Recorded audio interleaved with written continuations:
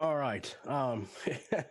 It's that time thing that always messes with people. It seems like that come in here, but I do see that our guest is getting all set up. I had to I had to send him a message just to remind him that if he was still coming on. But as I talked about at the top of the show today.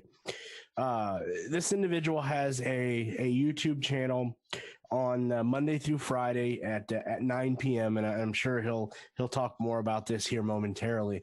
But I want people to have an open mind as to what topic Sergeant Friday here is going to touch on. He has done so much research with all the same documents that we have been given and.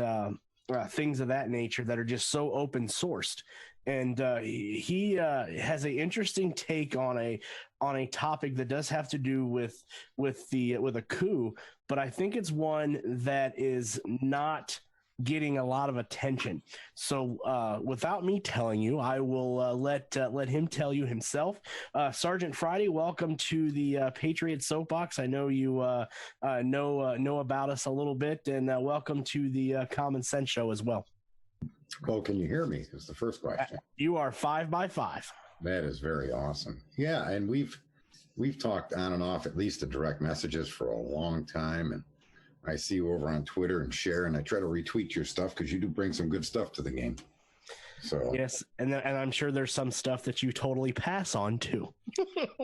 Well, if I pass on it, it's probably because I haven't seen it, because I have so many researchers flooding my DMs, and in all fairness to myself, I think it's only fair to state that I didn't get the password to this show until 3:20 p.m.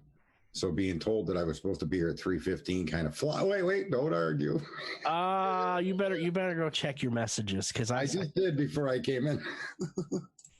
But anywho, doesn't matter. I just want to pick on your brother. That's okay. I got a message. I'm curious to the take that you have that you want to talk about today that I don't think a lot of people, and obviously media for that matter, is not touching on. What is that? That's the Republican involvement, and not just the coup, including the coup specifically, but the entire time. The most vicious attacks against our president really have been done by the Republicans, and nobody seems to pay attention or want to even question it. And there's timeline evidence that this is true, and it's always been true.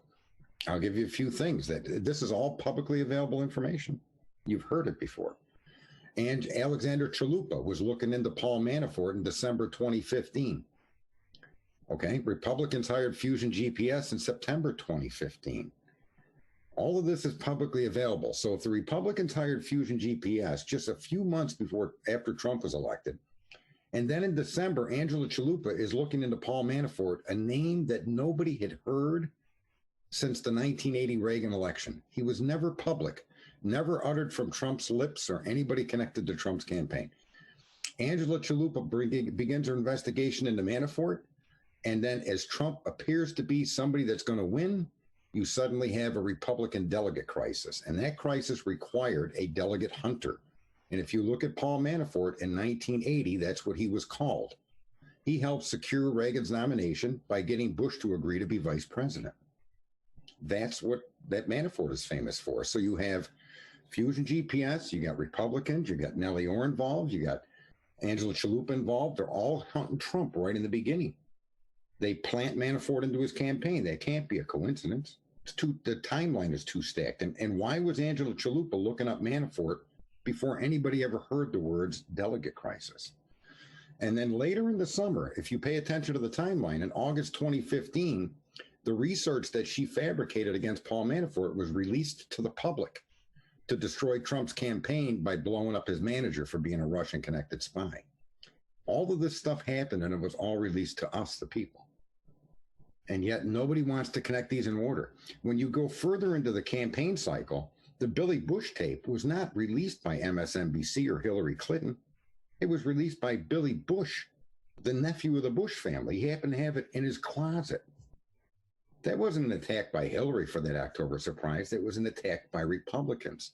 And then many more of you may have seen the emails between Pence and Ryan that were on Proton Mail. And one of the people that were supposed to be tasked with creating a website, because they grab him by the, and I'm not going to say that word, was released October 11th. And on October 12th, the Republicans are already talking about Trump has to quit. Trump can't survive. We're going to use Rule 9. All of this stuff really happened, folks. And it was all done by the Republican Party.